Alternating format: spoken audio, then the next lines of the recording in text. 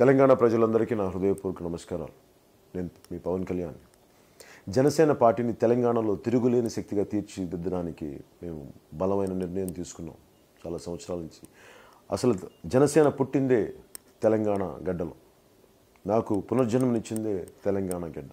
అలాంటి భూమికి, అలాంటి దక్కన్ పీఠభూమికి నా వంతు సేవ చేయడానికి ఈరోజు నేను తెలంగాణ పార్లమెంటుకి బీఎస్పీ తరపున, బీఎస్పీ నుంచి, జనసేన తరపు నుంచి మేమందరం కలిపి 12 మంది అభ్యర్థుల్ని మేము నిలబెడుతున్నాం. మేమందరం కూర్చొని అనేక రాజకీయ పార్టీలు ఎంతైతే కమిటెడ్గా ఉన్నాయో దానికి మించిన కమిట్మెంట్ దానికి మించి అభివృద్ధి ఫలాలని ఏ వర్గాలకి అయితే వెళ్ళలేదో వారికి కూడా అందించడానికి మేము అహిర్నిశలు కృషి చేస్తాం.